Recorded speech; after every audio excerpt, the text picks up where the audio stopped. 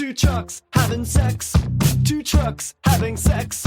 My muscles involuntarily flex. Two trucks having sex. Two trucks having sex. My muscles involuntarily flex. Two pickup trucks making love, American made. Listen up, Autobots and Decepticlowns. You are listening to Prime Cuts, a non-linear history of the Transformers franchise on television. I'm one of your hosts, Nero. And I'm your other host, Audrey. We're in it now. It's time for the fucking Starscream buddy arc. Well, oh, Megatron, we're really in it now. We're really in it now. Yep, this is, I think, what Armada... This is the stretch of episodes that Armada is best remembered for. Is all of this stuff with Starscream and the things that come from it. Yeah. As it should be. This is the best stuff in the show for sure. Let's see, we watched... What is it, 33 and 34? 35 and 36. Tubi has scrambled my brain. Yep. I'm pretty sure the ones I watched were like season 3 episodes like 8 and 9 or something. I was like, sure. Fuck it, whatever. Whatever lets you sleep at night, Tubi. Yeah. We're starting off here with the first episode, continuing right where we left off last week, which in the dub is called Rescue. In the sub, it is Liberation. Yep, pretty much same thing. Yeah. Yeah. So I do like the Vive la Resistance feel of Liberation, though. Yes, yeah. The minicons do stage a little bit of a proletariat revolution in this episode, which I am in full support of. So about 20 episodes ago, the Decepticons invaded the Autobot base and did a whole bunch of shenanigans. Now it's time for the turns to table here. To be fair, the turns did also table a few some episodes ago as well when they accidentally warped into the. Yeah, but it was only base. Hot Shot, and he got his ass beat real bad. No, it wasn't. It was him and Double Face. So. Yeah, it might as well have only been Hot right. Shot. So fair enough. Yeah, he got the shit kicked out of him, quite literally. But this time, things are different, because Demolisher is in his natural habitat, which is being forced to do manual labor and complaining about it. Yeah, he's complaining about his top 10 anime betrayal. He's mostly like, I can't believe not only did Starscream betray us, I'm the one who has to clean up his fucking mess. And he's like, the big line here is like, well, I don't know where Starscream is, but if he really did betray Megatron, he's fucking dead. And then he's like, who's dead? And he turns around and Starscream's there. He's like, whoa, hey, buddy, Starscream, hey, man, I was just... I lived, bitch. Yeah, it's like, listen, I was just doing a little, just a little bit of roasting, a little bit of ribbon. You know how it is. Please don't kill me. He's not that, like, whiny with just Starscream. But he's like, what the hell are you doing here? It's like, you're dead for sure. Like, and Starscream's like, no, I'm fine, actually. As you can see, I'm still functioning, doing pretty well. Also, I have new friends. Yeah, brought some pals along for this little potluck of ours here. As all of the Autobots, except for Red Alert, just sort of enter the room. And that's when Demolisher really starts to become the Andre the Giant gif here. Yeah, exactly. He tries to run one way. He gets guys appear. He runs the other way, gets slashed by the Starsaber. But thankfully for him, he manages to just sort of Starscream just has a really funny line when he slashes Ironhide, which is like, I'm going to kill Megatron, but first let me shut your thin mouth. Yes, he says the same thing. He's like, I'm here for Megatron, but I might as well get rid of you first. Just align your thin mouth. I'm like, what does that even mean? But I love it. So he gets slashed by the Star Saber. Luckily, he stumbles directly into the console with the alert klaxon on it. So, lucky at least one singular lucky break for Demolisher. Yeah, listen, he's not Sandstorm. Yeah. So the alarms go off, and it should be within any stealth mission planning. Eventually it's probably gonna not be a stealth mission.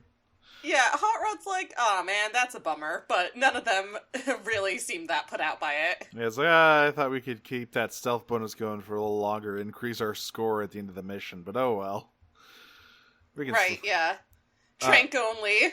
Yeah, so we cut to the sort of the throne room here when everyone's hearing this klaxon, and Cyclonus has a great line here where everyone's like, fuck, the Autobots must have invaded our base, and Cyclonus says, yeah, right, they're intelligent enough to get past our security, and I truly don't know where this man gets off insulting anyone else's intelligence. Yeah, he's I mean, it's the same thing, but slightly reversed in the sub, where it's just no one would be stupid enough to attack us. So it doesn't feel like the same way as him judging their intelligence. Just him sort of not believing that they'd be here. It's no one would be stupid enough to attack us in our own base. But yeah, still. Literally happened before, and also you did that to them, Cyclonus. You gotta think. I know it's really hard. I know it's really hard for you, but you do have to think. Stimulus, respond. So, everyone runs towards the throne room to do some shootouts here, but Optimus kind of stops Starscream, who's very eager to go off and kill the fuck out of Megatron. He says, all right, you know the base better than any of us do. I need you to go and free all of the Decepticon minicons. And Starscream's like, what? Come on, I want to go kill Megatron. Well, to me, he has a very interesting reaction, because immediately he goes, sir. And so he's immediately differential, and then he's like, no, wait, let me rethink this. Because it's it shows that his instinct is to be deferential, but then he's like, wait, no, I don't want to defer to you actually right now. Yeah, hang on a minute. I just joined your side. I don't actually really respect your authority quite yet. And Optimus is just like, I'm giving you an order. I trust that you can help Perceptor do this, because Perceptor has also come along to kind of help with the minicon freeing mission. And then Optimus runs off to join everyone else in the throne room, and then Starscream also goes to the throne room, because he's not terribly good at following orders, especially when he has a goal in mind. He's got his vision board up, and his vision board is just sort of various crudely drawn images of Megatron being murdered, I think. Yeah, he has an entire aesthetics blog, and it's just pastel drawings of him assassinating Megatron.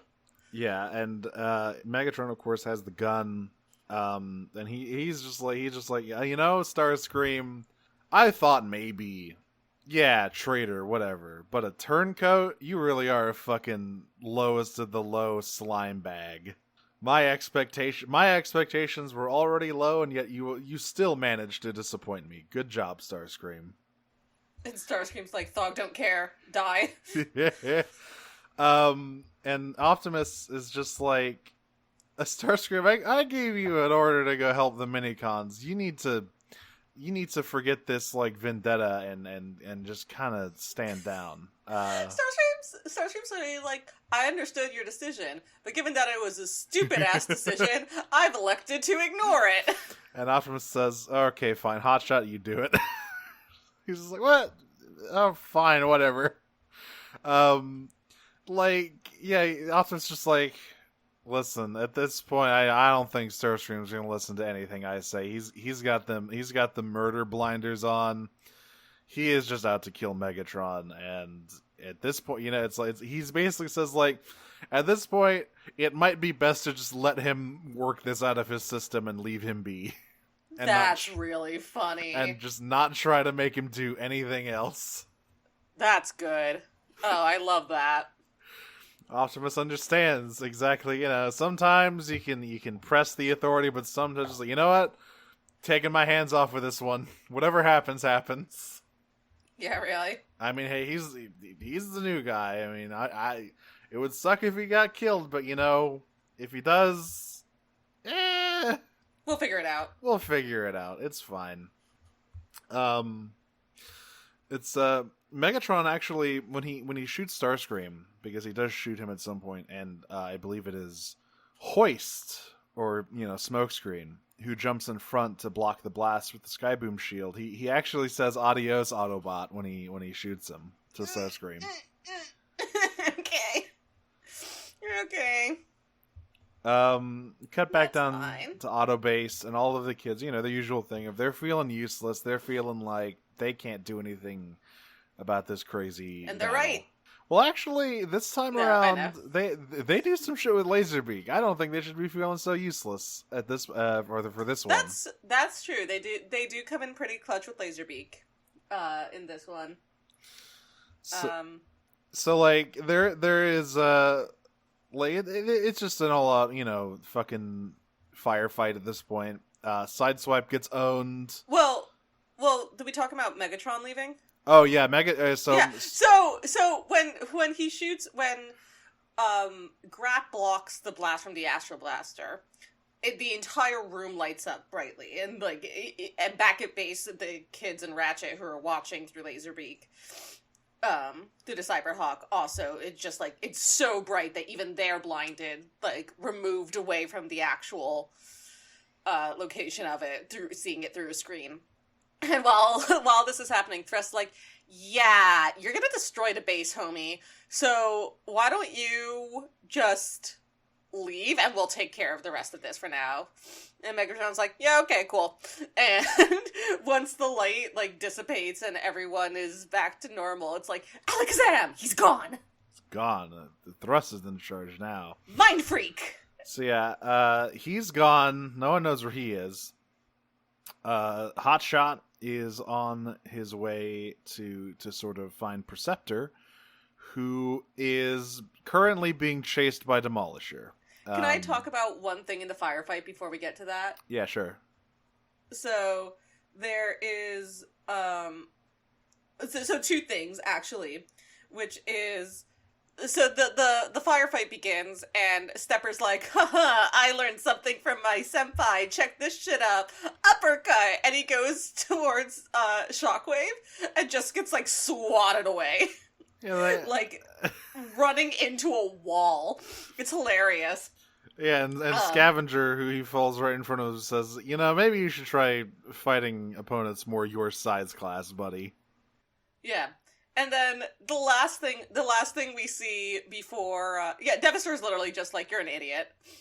And then the last thing we see before we cut over to Bumble trying to find the other Microns is Hot Rod trying to make a break for it, and Rampage interrupts him. And he's I'm gonna take it down. And Hot Rod goes from 0 to 60 so quickly. He's get out of my way! After 1 second of looking at Rampage, I won't hesitate, bitch! He's in the dump, he says, get out of my way, you creep! As he shoves past him. You creep. Rebecca, it's not what you think. I won't hesitate, bitch! So... Yeah, Perceptor is cornered by Demolisher, who is sort of struggling to capture this tiny little robot man, who, granted, is on rollerblades, basically. But, it's still a very small man with no... Perceptor doesn't have guns or anything, and yet he manages to evade Demolisher for quite some time, but unfortunately accidentally goes into a corner. This is when Laserbeak swipes across Demolisher's eye, stunning him to give Perceptor time to escape. Yeah. It's good. So, he I don't know if I don't think Hotshot shows up quite yet, right? Because first, what happens? Yeah. Is So Cyberhawk. The Cyberhawk's able to distract Ironhide for a brief amount of time, but again, he starts firing up and Bumble's in front of him, going like, "No, I'm just a little micron guy. I'm just a little micron, and it's my birthday." So he dodges. He escapes the big man covered in guns. Unfortunately, he encounters the much bigger man who is also covered in guns as he almost runs right into Tidal Wave, who instantly just lifts his foot up like, "Time to squash Bug." It's so interesting. Like, you guys really, or the dub really has Shockwave be much more sentient than he is in the sub. But he basically only says two things in the sub. Yeah, it's just like it's just his name, right? His name and then the modifier for it, strong arm. Right. So he goes around saying strong arm, shockwave. That's it. Like, that is his only dialogue. Yeah, that's interesting. He is certainly not like chatty, but he is still like he can form sentences. They're very straight and to the point, but like he can talk. He's like Hulk levels of sentient. Yeah, he is just a big motherfucker who hits really hard. What I like here is the Perceptor decombines to dodge the stomp. That's a cool move. I like that. Yeah, we saw it earlier with Jet Convoy, except Optimus almost died that time. Yeah, so that one was a little bit more of a desperate situation. But, you know, at this point, so he escapes Tidal Wave and eventually stumbles into where they find all the minicons, and it turns out they've been real busy building a spaceship. Yeah, well, they haven't been real busy. They've been real conscripted. Yeah, well, that's still busy. It's a busy no one wants, but enough. Yeah, were the Jews in Egypt busy building the pyramids? Hard to call that one. So, one thing here, this is a huge, gigantic crowd of minicons, and there are a bunch of minicons we haven't seen before here and here. There are also a bunch who are simply recycled character models of other minicons, including ones who should not be on the moon. I believe 2 of the Skyboom Shield minicons are among the crowd.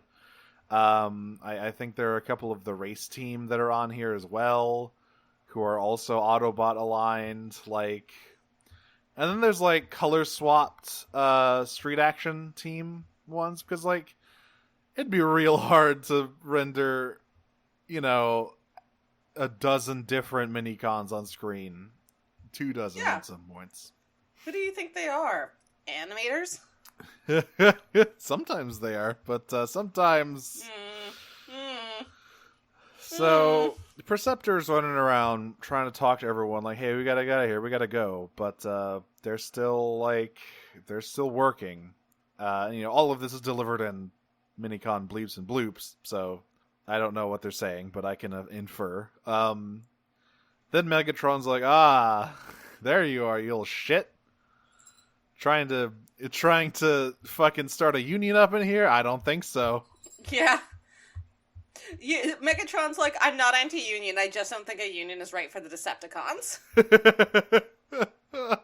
So, he grabs Perceptor. Literally, I'm coming off of a union negotiation session 2 hours ago, folks, so don't doubt my commitment to union motion. Hopefully it goes better than the negotiations Perceptor's in with Megatron, as he just sort of grabs Perceptor by the head and holds him in a chokehold.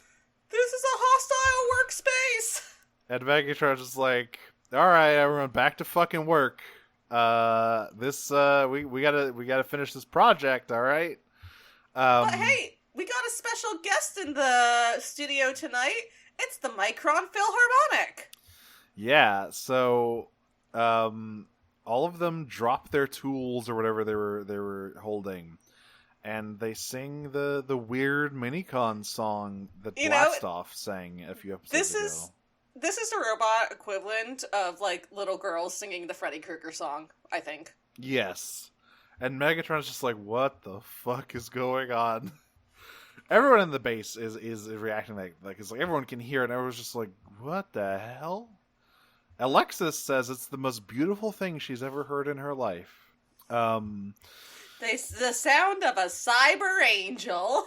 So the minicons have all just surrounded Megatron and are just staring at him, and he's like, you fucking dare, like, sass me like this? And he just grabs Leader 1, who is a scab, clearly, at this point, and just starts firing into the air like, everyone get back to work, or I will start blasting. Yeah. Luckily, before that can happen, Hotshot shoulder checks his ass. Oh god, it's a really good shot, actually. There's a lot of weight to the movement. Like, you can watch it and you actually feel it. Yeah. It's one of those shots. Again, and under no circumstances do you have to give it to the Transformers Armada animators. I think we should give it to them when they do a good job, because most of the time, clearly what the problem is that they just had no money or time. Small things. But, like, this shot, like, you really, there's that really good pause you get for, like, half a second when something, like, when a, unstoppable force meets an immovable object or whatever, of, like, this pause when the two connect before Megatron sort of goes flying off to the side. It's, like, a really heavy movement shot. And it's, like, a very visceral thing to, like, feel while watching it, so it's a good shot. He and Hotshot start fighting, and meanwhile Perceptor uses that opportunity to start evacuating all of the minicons and directed them towards the warp room. At some point, Tidal Wave shows up, and that is when Hotshot says, I am going to leave now, and sort of transforms and drives off with Megatron in pursuit. So you know that comic about the Skull President and the Tantrum Hole? Yeah. That's sort of what I think of here. So, Tidal Wave, he's a big boy. He's a thick lad. And he decides, I'm gonna follow them. I'm gonna go help Megatron. He makes his own little tantrum hole in the wall. He does get stuck in the hole. And the smokescreen walks up behind him and goes, man, are you stuck? Well, it looks like I'm gonna let me help you. But then somehow Tidal Wave actually does get unstuck. And smokescreen just goes, whoops. Bye! And gets socked on the jaw for his troubles. He can't catch a break. And here Sideswipe yet again showing he may be the world's worst warrior. He is certainly the worst fighter among the Autobots, but he's very good at coordinating evacuations and breaking codes. He's like the supervisor, basically. He just just let him do all of that stuff. Well, you have Jetfire or Scavenger do all the cool fighting. Yeah. I mean, what else is he gonna do?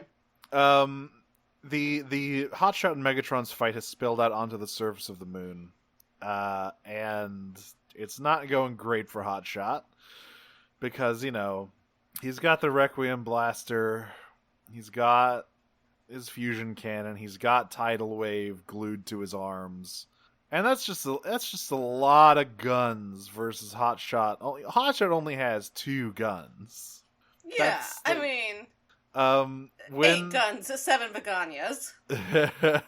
When he has Hotshot at 75 distinct gun points, in the dub, Megatron says, "It seems you're trapped like a rat. This amuses me." And he's about to, fucking blow his head off. He's like, he is all right. So, just to clarify what I mean when I say 75 guns, literally, he is holding Leader 1 in gun mode. He has his fusion cannon, deployed, his entire gun turret from his tank mode is deployed and facing forward. He has the Requiem blaster, and he's combined with Tidal Wave. And he looks like shit for it. He is just a fucking walking artillery platform, and he looks ugly as fuck, but you know what? He can obliterate anything that stands in front of him. He kind of looks Dib in that episode of Invader Zim where Zim slowly replaces all of Dib's parts with pig plushes. Right. Or Aang in the fucking gigantic armor from Avatar that he can't even move in. Yeah. Luckily, Starscream swoops in and circumcises him real quick with the Star Saber. Just the tip. Just the tip. And Megatron's just like, well, what the fuck, Starscream? You dare? Yeah. So, to be clear, when I say just the tip, I mean an entire cannon. He, cuts off Megatron's main cannon. One gun down, 40 more to go. But it's a big gun.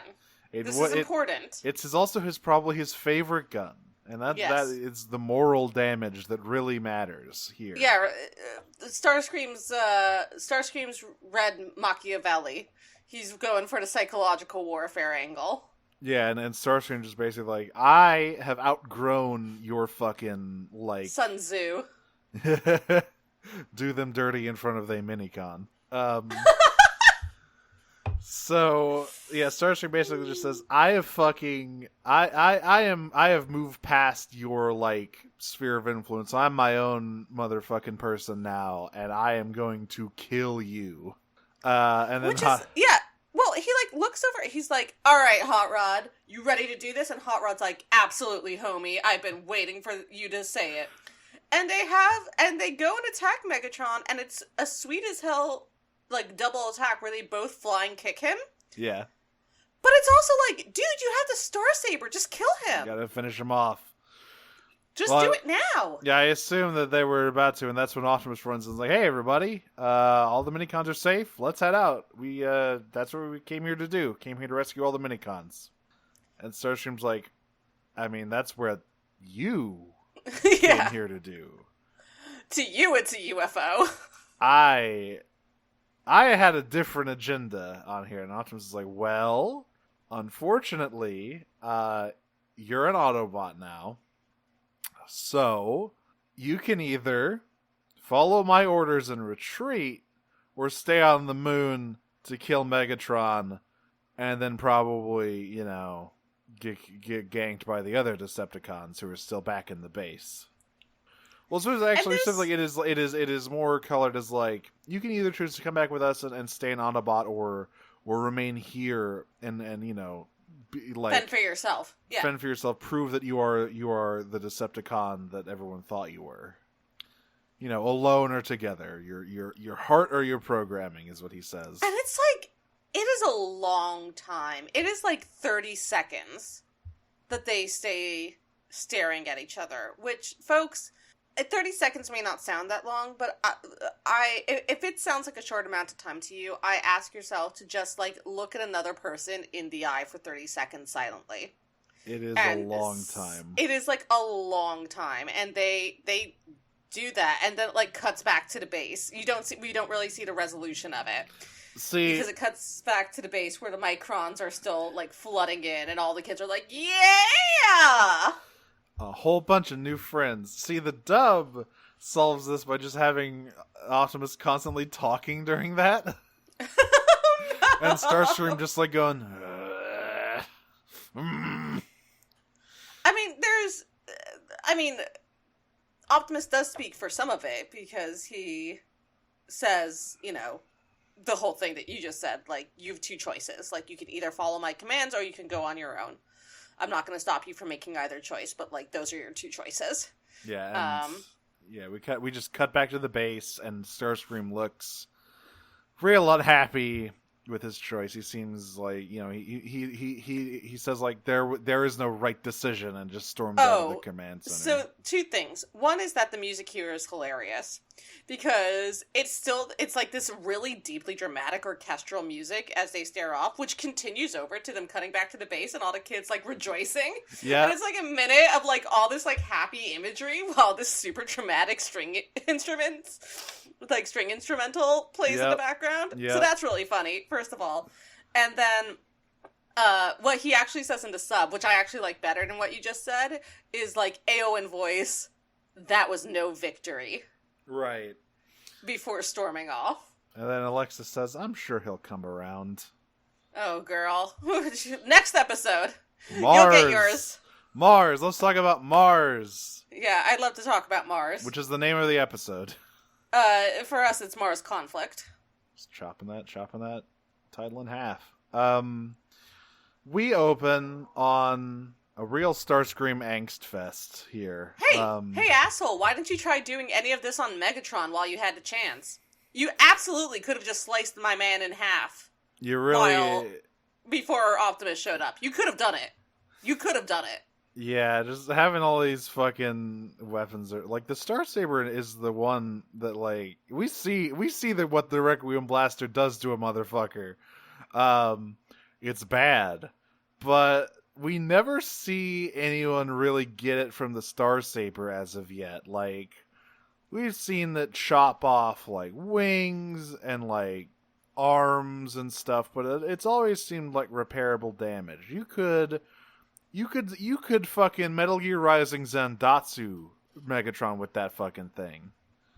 But he doesn't. Instead, he does it on some rocks. Well, I mean, I guess it's better than, like, other things he could do. Honestly, like, this is a pretty healthy way for him to get out aggression. Yeah. And the kids are just watching all things considered. Yeah, the kids are just watching this, and Rad and Carlos are just like, boy, he looks like he's got some issues, huh? And Alexa's like, he looks like he's got some issues. And walks off, and the others are like, well, hang on, where are you going? So, yeah, they're like watching him do this, and he's, you know, going absolutely apeshit on these rocks. But he gets to a point and he suddenly stops, and Carlos is like, oh, is he tiring himself out?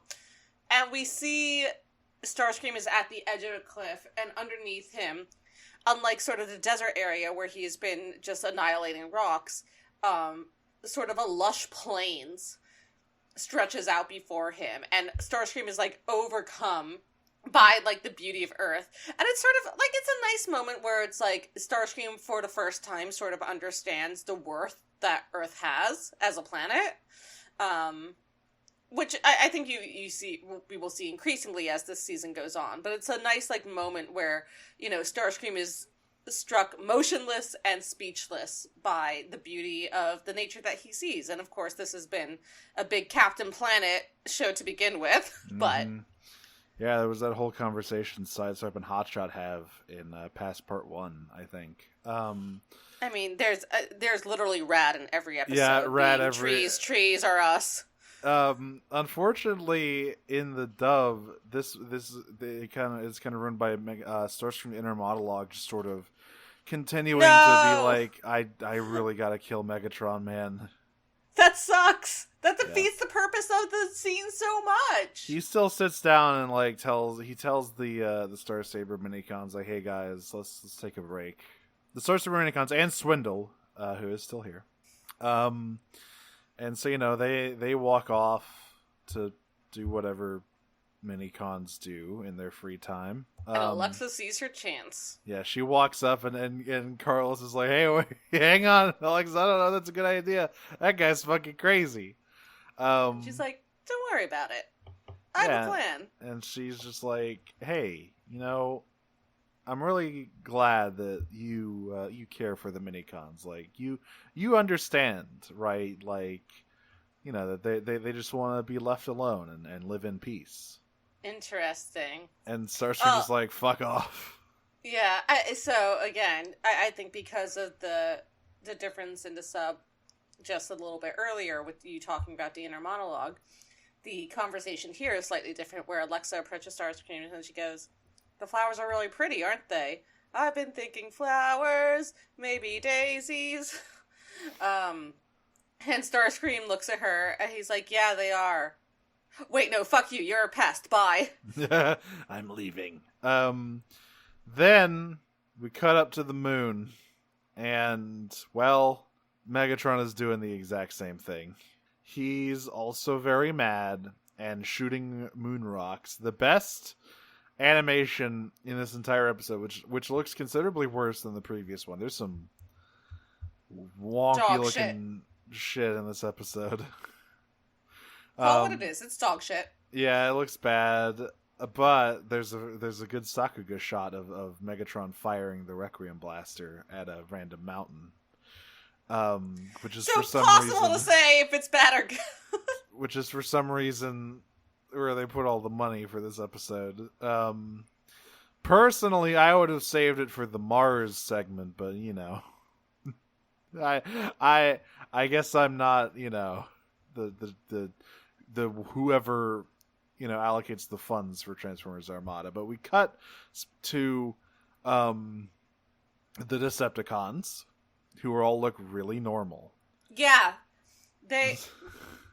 So... Listen, I really hate to invoke this name in any podcast that I do, but if you know RCDR, don't look them up if you don't know them. But if you know RCDR and you know the way they drew Transmess characters, that's sort of what we're going for here with proportions. Yeah, especially Demolisher. Wheeljack just has a real fucking tiny head, which is really funny. But yeah, they're all just sitting there looking and going, woo boy. Megatron is real pissed about the whole base invasion thing. We should probably just, like, leave him alone for a while. Thrust walks up behind him and says, hey, fucking slackers, get to work. Stop gawking.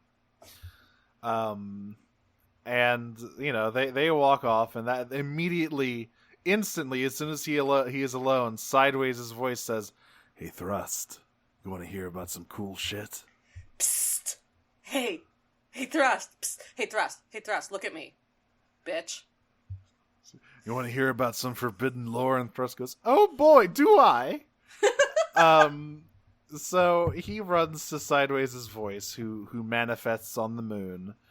And he's like... Okay, wait, I just want to say what Double Face says here explicitly into Japanese, because it is, in my opinion, one of the coolest lines that has been said in this entire series so far. So what he tells Thrust is... So that they get talking about, like, the weapons, and Thrust is like, well, you know, Megatron has the Astro Blaster now, so, like, whatever, we're Gucci.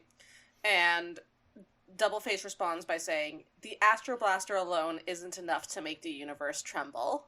Oh, I would love to make the universe tremble. Tell me more. And, like, knowing what we know about what Double Face is up to, like, obviously that's a huge... Yep. Like, that's a huge thing, but, like, that is such a raw line. Yeah, Sideways consistently says the coolest, most ominous shit. Make the universe tremble. Shit! So, he's like, alright, here's the deal, Thrust. So, you got these 3 weapons, right? And they're all extremely powerful on their own. Now, I want you to imagine this. Use that big old squid head of yours to imagine. What if you put them together and they were even more powerful? What if you combine them? Shit gets real good. And Thrust, you know, he's like, all right, I'm listening. I'm hearing you, Sideways. Thrust is finally reading the do not separate them tags on all of the merch he buys. Yeah.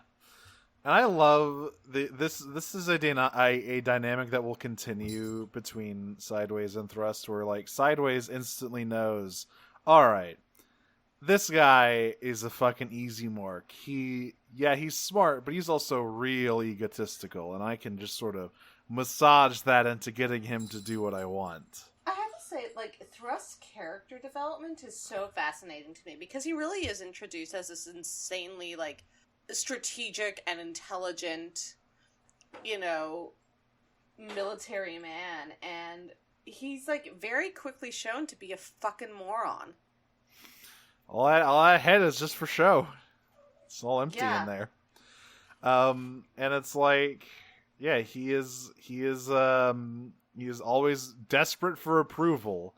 And so when Sideways is like, hey, so you know, I've got the secret to just winning this whole war. All you have to do is get all of those 3 weapons together, and you've got it.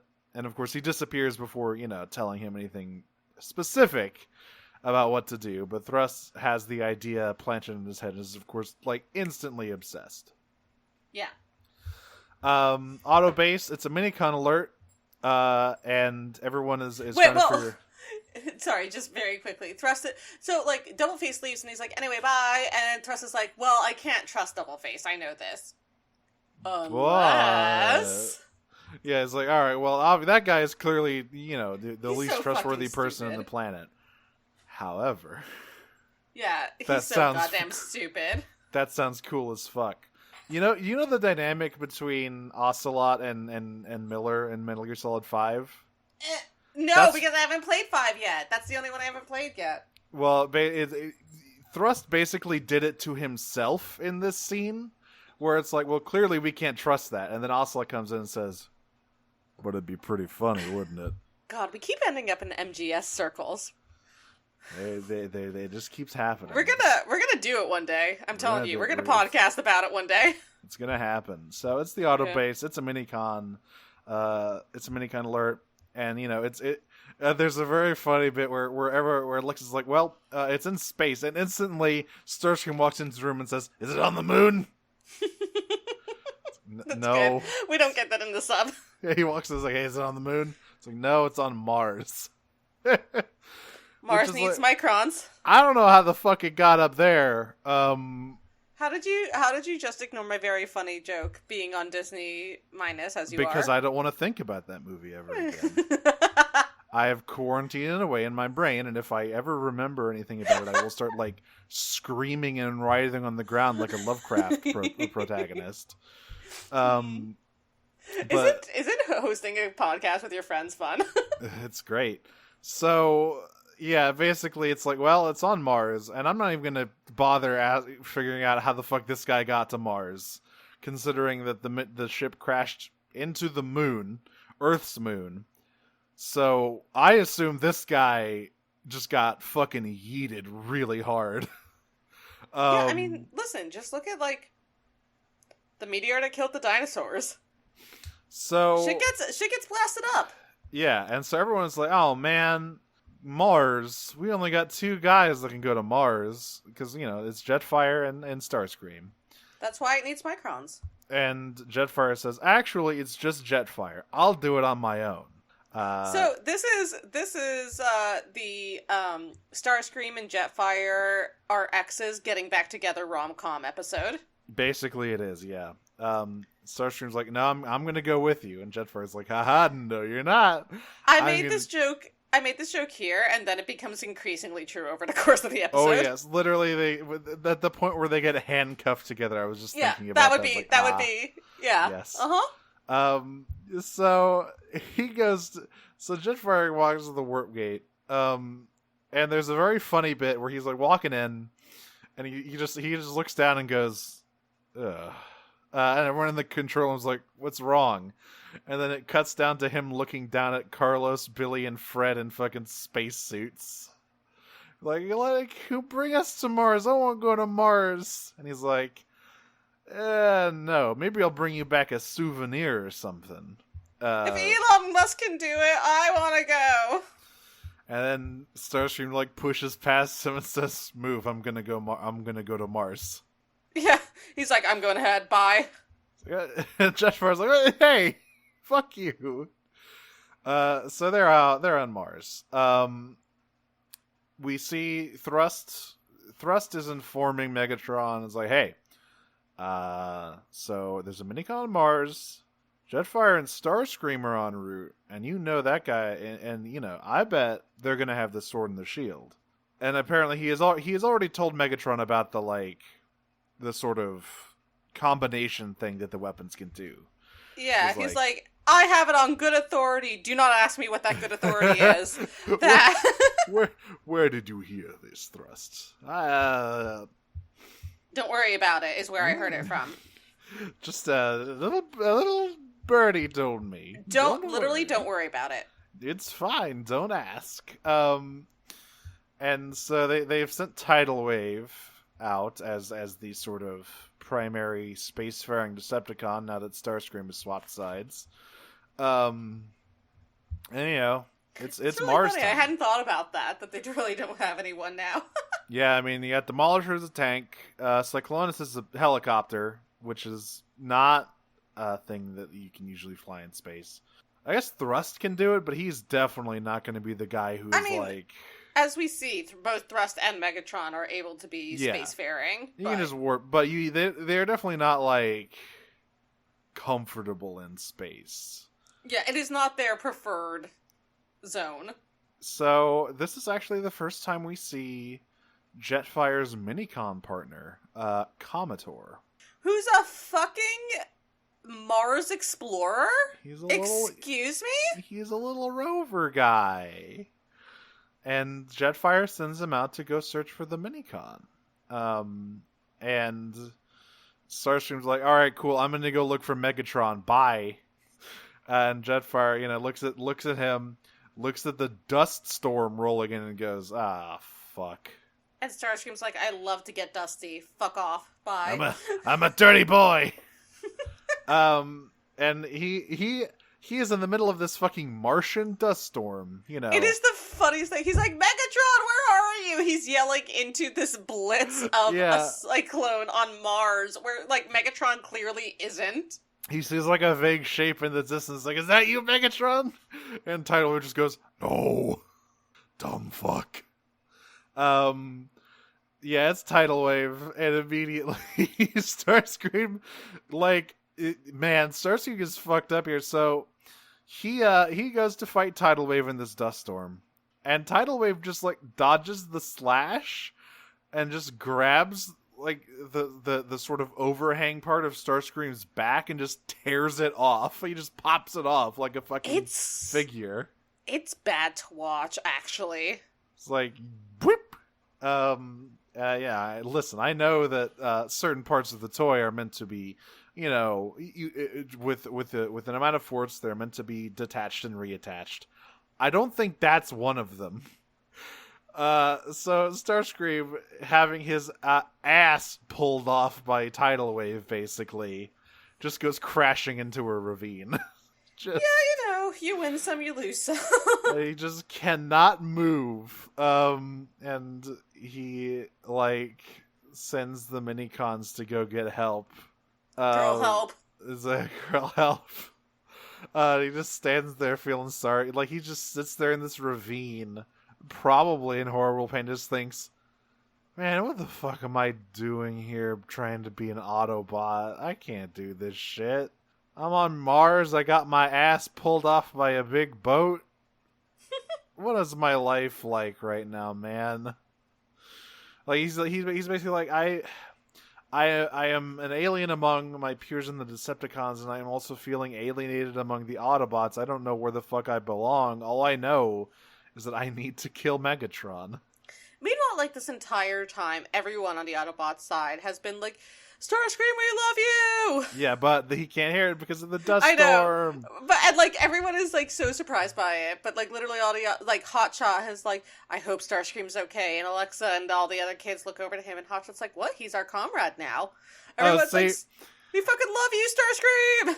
Very funny. In the dub, it's, Hotshot says, man, I hope Starscream didn't do something fucking stupid. And then he turned around and he says, I mean, I hope he's alright. Oh, that's a shame. I really like it in the sub. Yeah, so the sheepish part is him being like, listen, he's an Autobot now. I'm gonna care about him the way I care about any of my other comrades, and I think that's really sweet. Actually, that's a shame. Jetfire is trying to find the Minicon, but also trying to find Starscream. This dust storm finally clears up a little bit, and he is led into the ravine by the air defense team and Commodore. He's like, oh, there, Starscream, you look pretty banged up. And he reaches out to help him up. And he's like, all right, come on, let's go get that Minicon, buddy. And Starscream decides to be difficult, as he is wont to do. He's like, leave me here. It's better if you do. And Jetfire's like, okay, you know what? I'm real sick and tired of hearing about Megatron and you wanting to... Yeah, new tactic, a fucking gay baby jail. Yeah. You thought this was a rom-com before? Newsflash, asshole. Yeah, it's so funny. It's like, leave me here. I'll face Megatron on my own. And Jetfire literally just goes, okay, you know what? I'm tired of this. I'm sick of your shit. We're going I'm tired home. of being nice. Yeah, and he literally just handcuffs Starscream and says, "You're under arrest for insubordination. We're going home right now." Fuck the minicon. And he radios back. And he's like, "All right, I have cuffed Starscream and I am taking him back to base. I'll come back for the minicon once, I've sorted him out." And everyone's just like, "Oh man, oh jeez." Come on, Starscream. And like they're floating through space, and Jetfire is like, "Listen, buddy, I get it. It's hard to adjust to the way we do things from being a Decepticon, where it's all cutthroat and fucking Machiavellian type shit. But we work as like a team, like a unit, and we support each other. So stop running off on your own and doing dumb bullshit, all right?" No, I will never change. I will never improve. That is a promise. And I think at some point, his Starscream says something else about Megatron. He's like, "I'm just here to kill Megatron," and Jeff literally says, "Oh, I'm sick. I'm so sick of hearing about Megatron from you." And this is when Starscream sees the minicon, and the W's like, "Oh, look over there," and Jetfire goes, Well, "Oh, yeah. What? Do you see Megatron over there?" Yeah, so it's a little different, and Megatron's like, sorry, Starscream's like, "Oh, I see him. I see him." Yeah, he says, "I see him." And Jetfire's like, "Who? Megatron? Fuck off!" And Starscream's like, "No, the fucking Micron. Come on." And Jetfire's like, "Oh shit. All right." So Yeah, I'm listening. What's up? So they go floating over. The minicon is actually on like an asteroid surrounding Mars.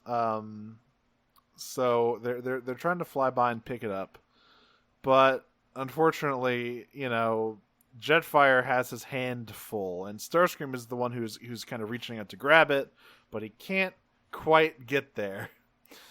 And so he's like, "How about you take these cuffs off, asshole?" But just then, Tidal Wave shows back up.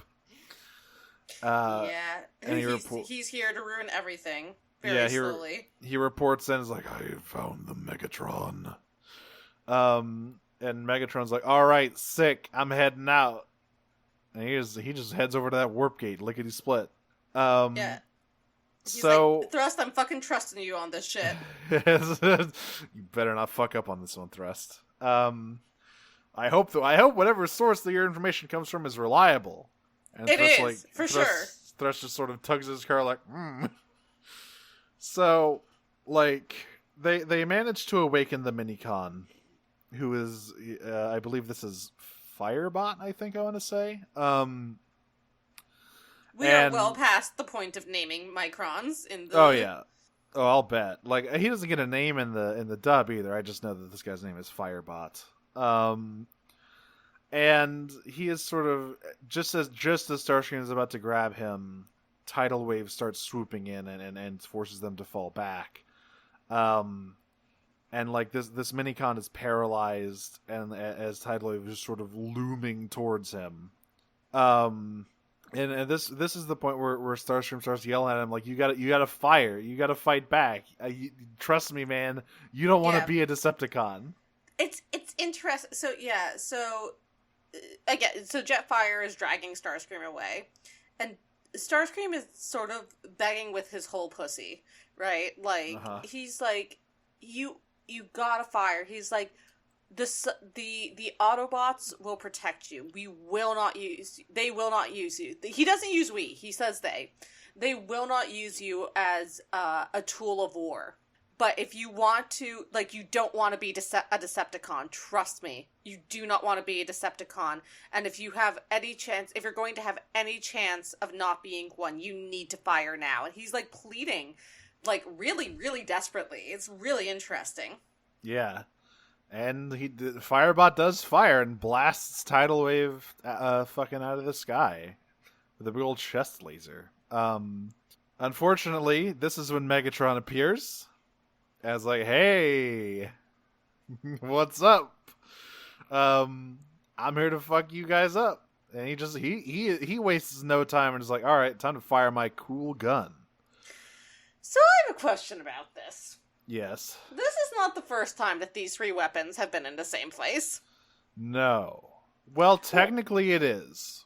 No, it's not. Technically, in this close of a vicinity it is, because the first time, the Skyboom Shield and the Star Saber were the things that actually, like, awakened the other two minicons. Right. But the blaster was never really in the like, because, and I'll That's tell not you true. why. It came straight to Optimus. No, I'll tell you why. Because remember, during that scene, Megatron tossed the Skyboom Shield away after they clashed. So the Skyboom Shield was off somewhere else. Like, you are not going to make me believe that it was further away from them than that they are in space here, though. they're pretty close right now, honestly. I don't know. Regardless, what happens is that all three of the weapons start glowing, and a huge ball of energy sort of explodes in the middle of all of them. And all of the comms go dead. But not for long. Don't worry about it. It's fine. Yeah, Jetfire calls and says, hey, sorry, that was fucking weird. Anyway. I'm fine. I got Starscream. Yeah, I'm fine. I got the minicon, and I think there's... it's Alexis who's like, hey, what about Starscream? Oh, we don't get anything like that. We just get, like, all of the, like, them looking concerned, and then Jetfire being like, oh yeah, and Starscream's fine, and Starscream being like, fuck off. Yeah, no, it's pretty funny in the dub. Everyone's like asking, hey, Hotshot dude's like, I think, hey, where's Starscream? And Jetfire's like, huh? Who's Starscream? I've never heard of any of that guy. And then Starscream just goes, yeah, very funny. Shut up. And everyone's very happy to hear Starscream. Meanwhile, Megatron was knocked on his whole ass by that. Just knocked the fuck out. Jetfire and Starscream immediately make their way back. Like, Starscream shoves the Micron into Jetfire, and they're like, we outie, bye. Yeah, they put him in the cargo bay, which is really cool. So yeah, Thrust goes over to wake Megatron up, and Megatron just goes, that was the coolest shit I've ever seen in my life. We need those other two weapons. Do it again. Yeah, do it again. So they're back at base, and Jetfire's informing Optimus about what happened, and Optimus is like, that seems really bad. Just for now, I think this should stay between you and me, Jetfire. No one else should know about this one. This seems like sensitive information. Thankfully, there are no third parties at all who have sort of a dubious loyalty who know about this at all. Wait, did they not mention Starscream here? I mean, I don't think he comes up directly, but like the clear implication is like, yeah, he absolutely comes up directly. Jetfire's like, yeah, I'll make sure Starscream knows as well, not to tell it to anyone. Oh, I think he does say that. He's like, yeah, I'll tell Starscream, not to tell anyone either. But the point is, Starscream knows, and that's already something to worry about a little bit. Maybe he's the good guy, and he's going to be an Autobot for the rest of the show. Judging by this next scene, he's on the up and up here, because the boys come up to Jetfire, and they're asking for their souvenirs, but he's like, sorry, man, all the gift shops on Mars were closed. Fuck off. So, there's a great line here. God, I can't remember where they get to. Oh, right. So, one of the throwaway gags earlier was that, so Jim, Billy, and Carlos were all in their spacesuits, right? And Jim is trying to scratch his nose because it's itchy, but he can't do it because he's in the spacesuit. Oh yeah, this is a really good one. Yeah, so it was like a throwaway joke earlier, and so like now that Jetfire's back, they're all like interrogating him about like his adventure in space, and Jim's like, "But you couldn't scratch your nose, right? Wait a minute."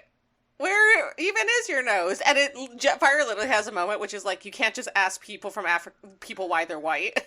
He's like, it's here, but I'm not sure I like what you're implying. Yeah.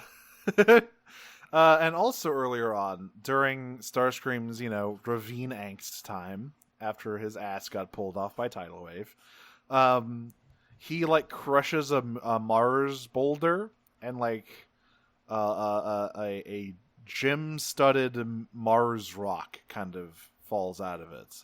Yeah. And so when Alexis comes up and, is like, hey, I'm glad you're all right. I hope, you kind of... actually, she's like, I heard what you said to that mini-con, and, that you were the one who sort of convinced him to join us. That's real... that's real cool of you. And Yeah. Like, Starscream... whatever. Starscream says that Flareon is the only fully evolved fire type that can't learn Solar Beam, and Alexa goes, I can't not fuck him. And Starscream just like he says, "Why don't you just leave me alone? I'm tired. I gotta go get my ass glued back on by Red Alert." So he leaves, but He's just a little tsundere. yeah, but he leaves behind the Mars rock because all of the kids were bummed that he didn't get a cool Mars gift, and everyone's real super fucking psyched for this Mars rock, and Alexis sort of looks after where he went, and she thinks, I think the day is going to come soon where he joins the Autobots for good. Yep, that's basically it. Sure, Alexis. Don't, it's fine. We'll see. Next week it'll be fine. It's fine. Don't worry about it. When he's first gentleman. So that were these episodes, and while the animation was, let's say, hit or miss as it usually is, mostly I guess miss. I never miss, huh? I guess I always miss, huh? Yeah. The storyline is finally picking up. We're getting into the good shit of Starscream's like very conflicted loyalty and like trying to figure out what he wants to do with himself. Yeah. I'm glad we got more Jetfire. It's been a little bit since he was at the forefront of an episode. Yeah, I love that guy. He's just like I quite like Armada Jetfire's energy, just kind of like he's the cool commander. Yeah. Yeah, no, he becomes the cool uncle so that, Optimus can take over as dad. Yeah, he is dad now. But that'll be it for this week. Don't worry about any of the synopsis you read about next week's episodes. I'm sure it'll Just be fine. don't read the synopsis. Just don't do it. Let us be the sole delivery. Let us be the sole way you consume this media. Don't even watch the episodes ever. Just listen to our podcast. Just listen to us and look at the screen caps I post in Transformers Watch. And me. Because I posted a pretty good one. Yeah, there's a very good one you posted. I post every fucked up Cyclonus I see, which happens a lot. Fucked up Cyclonus watch. Fucked up Cyclonus watch. That would be a very our shot of greed. Segment. Yeah. Oh God, no. That would be we'd be blasted every fucking episode. And so we got questions over here in the Comlink channel. 2 from last episode's period that got sent in after we recorded that we'll go ahead and do now. For the the episodes where Smokescreen got his shit kicked in by a laser. Overlord Bunny asks, which protagonists from other franchises would be good Decepticons? Which antagonists from other franchises would be good Autobots? Swapping it up on us here. Hannibal would be a good Decepticon. I mean, yeah, but I guess he's a protagonist. I mean, kinda. Alright, sure. I will, yeah, no, to be fair, I think Will is more of the protagonist. Yeah. Hannibal is a whole other deal. I would say Will would actually probably be a pretty good Decepticon, though. He would just kind of stumble into it, I feel like. Yeah. Let's see. I feel like my boy Emmett Selleck from Final Fantasy XIV could make it as an Autobot. What antagonist could make it as an Autobot? Alright, this is kind of like a cheat answer since it's a redemption character, but Gara would be a good Autobot. Oh, hell yeah. I mean, yeah, any antagonist who goes through a redemption arc is an easy answer. That's like, Zuko, Catra. Like, no, that doesn't count. That don't count. I feel like Catra still counts kind of as a villain. She never becomes nice. No, she's trying her best. She's improving herself as a person. She's not quite a Vegeta who literally just never improves as a person. Yeah, she's the only person who's like, I didn't become nice, I just became gayer. Yes, exactly. Vegeta, actually, Vegeta, I want to see him as an Autobot. Or a Decepticon, because he's also technically a protagonist. Yeah. The boy has range. Mousicon asks, is there any difference between Transformer names and Warrior Cat names? No. They're very similar. Actually, there is one difference, which is that Warrior Cat names, from my understanding, actually are more regimented than Transformers names are. Yeah, they're, from what I understand, there's like a, they got their different, like, little Pokemon types / like tribes. I don't really know. It has to be like tribe plus like it's something with like age or something. I don't know. All I can think of is the fucking bit from that Mabim Bam episode where Griffin just reads a whole bunch of Warrior Cat names. I think when we have a guest on, we could do a Transformer or Warrior Cat segment. And I bet I could find some ones that'll really throw them off. From the people who brought you, is it Drill, Hamlet, Shakespeare, or Kanye West? Oh, man. Fuck. Alright. Cassarachnia, these are the current questions now for this group of episodes. If a Transformers series took place on another planet / moon in our solar system, which do you think would be the coolest? I mean, there is a very cool bit of, I don't know if it was still Robots in Disguise or if it was just ongoing at that point, but there's a bit in the IDW comics involving Jupiter that is very cool. If you know, you know.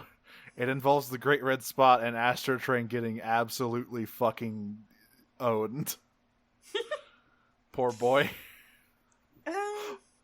Let's see. I mean, obviously, I think Jupiter could be cool, but like, the issue is that I think, contemporary settings wouldn't have anything there. Yeah, I mean, here's the issue about, I think, realistically thinking about space, which is we just don't know enough about it. Like, I don't know enough to say that any other planet would be, like a cool spot for this to happen in. I mean, I guess, like, I think it's Jupiter where it rains diamonds, right? A few of the gas giants. I think it's Neptune where it rains diamonds. But you gotta get pretty far down to get to that. But I mean, for me, it's definitely like, what's the coolest location a bunch of robots could fight? I mean, Io, which is like just a constantly exploding volcanic nightmare rock. That could be a cool place for some guys to fight. Titan. Actually, Titan looks kind of boring. It's like a sort of a foggy red planet. The answer is definitely not Mars, though. I'll say this. Let me tell you something. Mars, highly overrated planet. It does not. Highly overrated planet. The only reason we go there is because it's close and it looks pretty from a distance. Mars overrated. I'll get to my favorite planet later, but actually, you know what? I want to see them fight on Venus and slowly get like crushed and burned by the pressure. Pretty kind of a sicko answer there. I think it could. You could have Predaking and someone fight on Venus with that. Just some real combat sickos. All right. Which character, Katsaragi again asks, which character is who in the I Am in Misery Reese's Puffs meme? Alright, okay. Ratchet is, I saved Dick by giving it CPR. Uh-huh. I feel like Starscream is I Am in Misery. I'm in Misery, and, Hotshot is Reese's Puffs, eat 'em up, eat 'em up, eat 'em up. Yeah, I think we got it in one right there. The hardest one is figuring out which one is Cupcake. I say save Dick by giving it CPR. I saved Dick by giving it CPR. And finally from Cass, what is the coolest sentient weapon in fiction, and why is it the sword from Dave the Barbarian? Not familiar. Sentient weapon.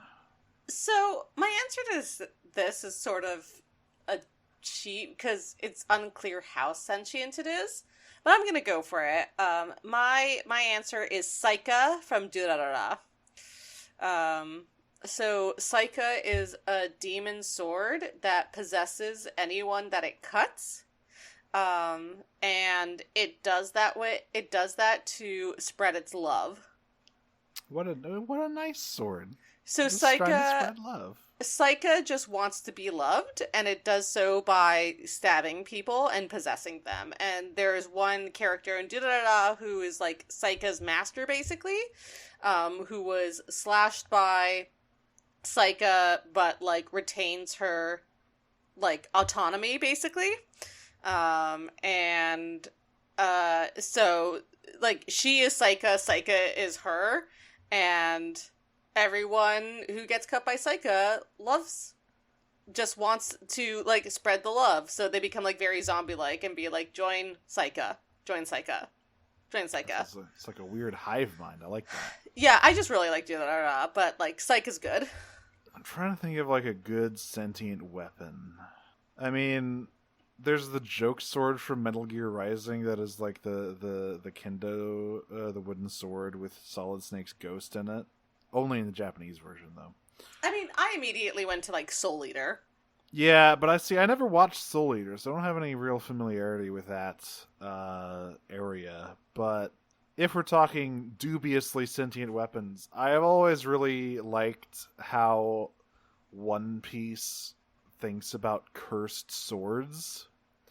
Oh, yeah. Like, the shit that's been going on with Zoro lately is really interesting. It's insane. Like, it's not like the swords like are sentient or talk, but there's always this aspect of really good and strong swords that are like, it's a battle of wills. Like a cursed sword isn't necessarily a sword that has a curse on it. It's just a sword that is like, you need to be able to like best this thing in a battle of wills to tame it, basically, to even use it. And that is a current thing that has been going on with Zoro, where he almost burned his own hand off with a sword. His arm is dying. Click like to make it die faster. God. Carshmallow asks, what Transformer would you take on a road trip, but would they also have to be your vehicle? Silverbolt. Yeah. I mean, Silverbolt's just cool. He's just a cool guy, but I mean, I don't know how good conversation would be, but he would definitely be like, I think you could open it. You could like go on a road trip and form a bond and learn a lesson with Blur. You're right. I also don't care if he's good conversation. I have podcasts. There you go. Maybe like, you can both listen to podcasts and just enjoy them in silence. Yeah, he looked good. He drive fast. I would like to be in Silverbolt. Red Alert also seems like he'd be good company. Plus, if you ever get hurt, hopefully he can fix you up. I don't know if he knows anything about human doctoring, but, you know. Yeah, actually, you know what? Blur. I think Blur just like a chill time. Cool car. Yeah, sounds good. Cosmo's Side Piece asks, what if Transformers took place on Earth, but long after humans went extinct and a new species took over? Honestly, Spec Evo Transformers is a cool fucking idea. It's reverse Beast Wars. Yeah, Beast Wars, but reverse. I want that now. Fucking give it to me. Just like a bunch of weird fucking like Spec Evo aliens as the alternate forms. All right, that's what Beast Machine should have been. Transformers Enterprise. There you go. they clarified with, what I'm saying is, what if Transformers took place in like Splatoon or Pikmin or Kirby? I mean, there was an Autobot vs. Decepticon Splatfest. I don't remember. Was there really? There was, yes. I believe that was around the time RID 2015 was wrapping up, the cartoon. So yeah, there was in fact an Autobot vs. Decepticon Splatfest. I think the Autobots won because people are basic. But, you know, it's no taste. Fine. Overlord Bunny asks, if you could have any weapon from any franchise actually be made up of little dudes, what would it be? Oh my god. What if a thing was a bunch of guys? What if a Gundam was many, many little men stacked on top of one another? Oh, they are. What if it was that what if it was just like... Have you ever seen Batman Ninja? No. Well, first of all, you should watch Batman Ninja because it's insane. But in Batman Ninja, there is a bit where a bunch of monkeys sort of stack on top of one another to form a gigantic kaiju-sized Batman to fight a Voltron made out of like feudal Japanese castles that the Joker has built. Okay.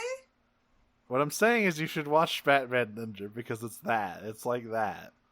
But I don't know. Weapons that would be funny little guys.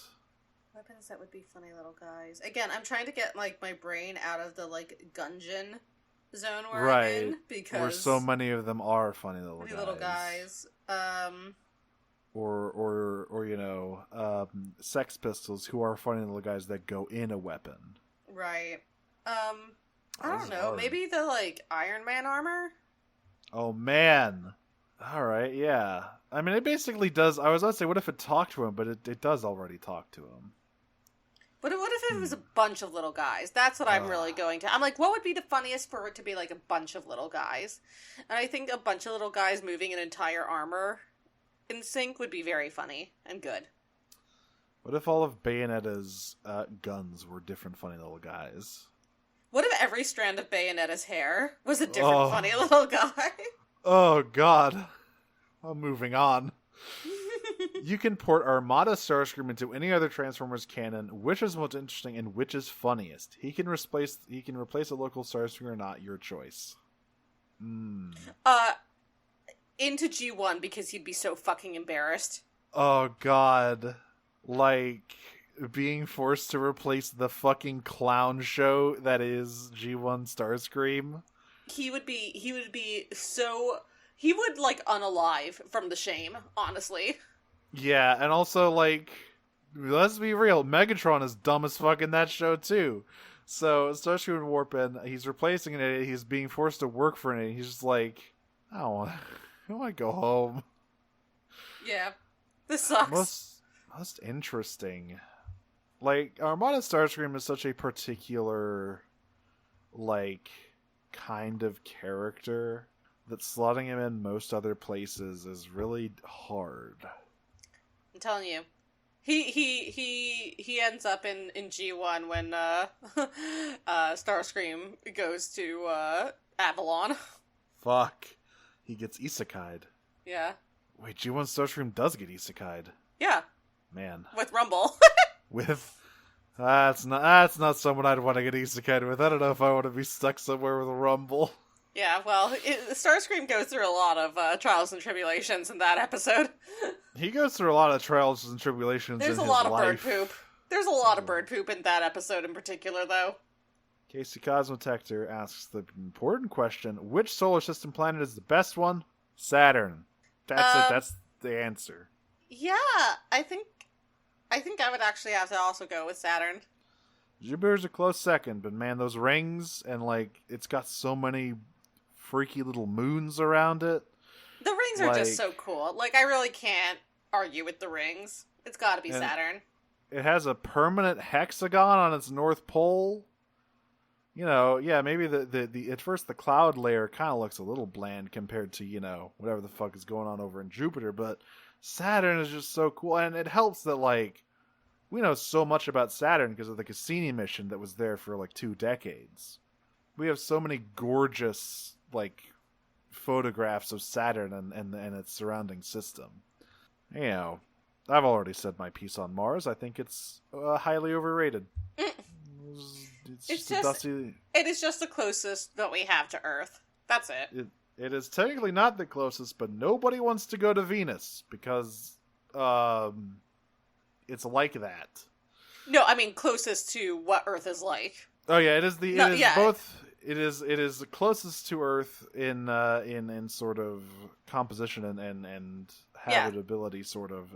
But that's the only reason why it occupies the space that it does. Yeah, Venus is the nearest planet. And for a while, Venus was the one where everyone was like, all right. So we looked at Mars's surface.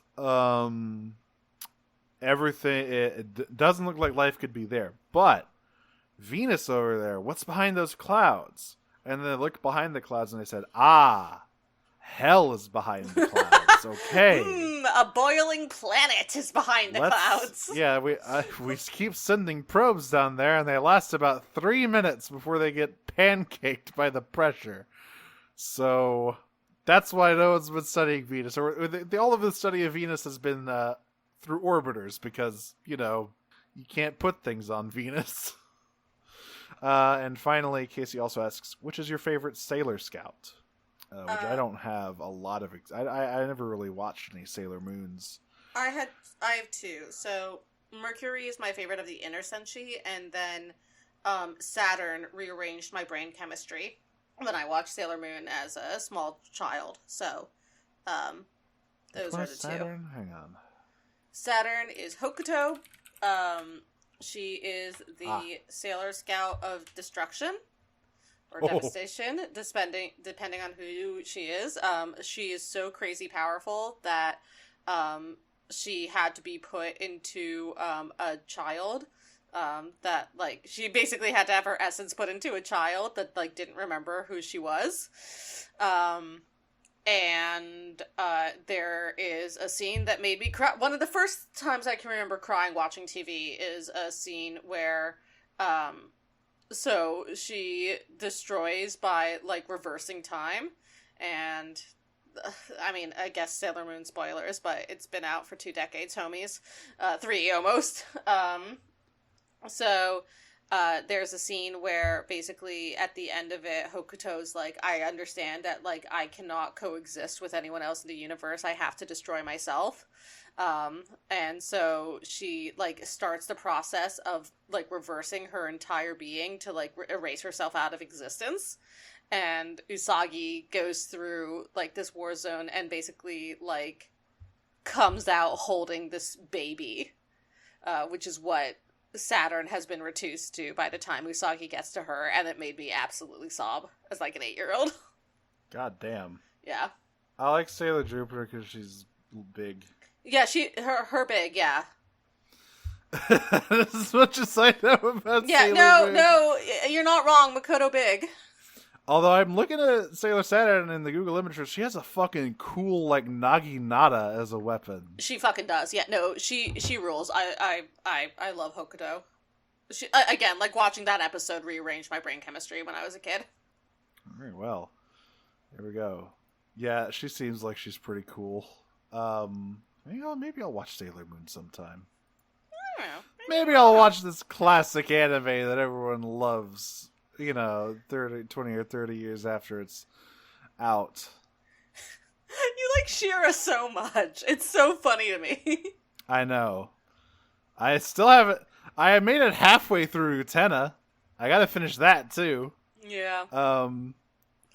I stopped after the black... So to finish the trifecta, you need to watch Princess Tutu, because you know that the creators of Princess Tutu and Utena both worked on Sailor Moon, right? And oh my god! Everyone jokes that Princess Tutu and Utena are like the funniest, most opposite reactions to Tuxedo that come from working with Tuxedo Mask you could possibly imagine. Yeah, basically. Yeah. I stopped, and I watched through Utena after the Black Rose arc, so I'm sure things will be real normal once I pick it back up. Looking at that, it looks like it's called the Akio arc. Oh. Yeah. Normal. Like, literally, Ikuhara, who did Utena, tried to kill Tuxedo Mask off like 3 times before they eventually told him, you can't do this. Because I've, in his own words, he says, straight romances bore me. Holy shit. Heterosexual romances bore me. So that's why all his shit is like that. King shit. Meanwhile, Ito was like, Tuxedo Mask handsome. What if I made ballet anime about him? Now, how does this tie into the cars? Oh, in Utena? Yeah. Yeah, in Utena? What about the cars in the movie? Oh, there are cars before the movie as well. Listen, every magical girl show has to have a transformation sequence, and sometimes that transformation sequence is into a car. I don't understand what the challenge you have with this is. You're not the only one who can turn into a car, Senna. I become a car as well. It's true. We've been Prime Cuts, folks. You can find us on Twitter at PrimeCutsPod, and you can join our Discord, which you absolutely should. I think we have about enough people. We can have a Jackbox night soon. Exciting. Hell yes. I need to get to work on some emotes. I got that funny Starscream face, and I also need to get a really high-res picture of Thrust's head. Don't worry about it. You can also... We're part of the Noise Space network of podcasts, noisespace.xyz, where you can find a whole fucking veritable feast of different podcasts, like 0 to 0 about the DCEU. They're about to start Birds of Prey. Very excited. Kyle XY about a very obscure ABC Family show. Is it obscure? It's pretty obscure, I think. I feel like the only thing anyone remembers about Kyle XY is the initial marketing push. That's the only. I guess it's not obscure in that if you say Kyle XY to someone, they'll probably oh yeah, the show about the kid with no belly button. But that's the extent of it. Yeah. Okay, that's fair. You got Wow Cool Robot about Gundam. Podcasting is forbidden in the cloud recesses about Mo Daozushi. All sorts of good stuff out there, folks. Whatever you want, we got it. I'm Nero. You can find me on Twitter at Dragon Smoocher. You can find my various other projects in various other places, such as at Disney-Pod on Twitter, where, I watch various things that have been spat out by Mickey Mouse's foul media machine. Never talk to me about Mars Needs Moms again. It haunts my dreams. Speaking of funny cars, next episode, Herbie rides again. The original funny little car. The inspiration for G1 Bumblebee, in fact. Anyway, you can also find me and my friend Jane's complete She-Ra podcast at Podcast of Power on Twitter. A sort of, analysis podcast about that great show. And our follow-up project, which I say it every week, folks. It's gonna be out soon. Radio Free Heidelin at Heidelin Radio on Twitter. A comprehensive companion to Final Fantasy XIV Online, the hit MMO that you cannot play the free trial of currently, but you can buy. It's good. That's at Heidelin Radio on Twitter. That'll be starting up soon, and that is it for me. I'm Audrey. You can find me on Tumblr and Twitter at Optimum on Prime, my funny robot internet joke. You can also listen to the other podcast I do. It's also on Noise Space. It's called Pot of Greed. You can find it on Twitter at Pot of Greedcast. It's about Yu-Gi-Oh! We're in GX. Great googly moogly. Everything is going to shit. Shit's getting real weird. GX said, things are going to get weird. I'm going to make it weird. Yeah, and let's be clear. It started weird. It was never normal. Yeah, I mean, as someone who really likes Duel Monsters, GX was not my jam at the beginning, and I still don't like it as much as I like Duel Monsters, but you have to accept that it is a very different show than Duel Monsters was, and much less serious than it. Yeah, it's a little bit all over the place. Even as we get into things like genocide, it is still much less serious somehow than Duel Monsters was, which is a wild thing to say. I wonder if 5Ds will be more return to your speed. Because I remember that being way more serious plot and character focused. Yeah, that's from my understanding, it probably will be more my thing. It's really Elliot's thing, but yeah. But that's basically it. So until next time, I'm gonna contrive some silly scenarios to hook two X's up together again and transform and roll out. I am going to run forward and take a leaping kick to deliver a brutal blow to my opponent and immediately shatter all the bones in my foot because the guy I kicked is just way too big. And then I'll just sort of roll around on the ground and cry about it. Peach! Peach.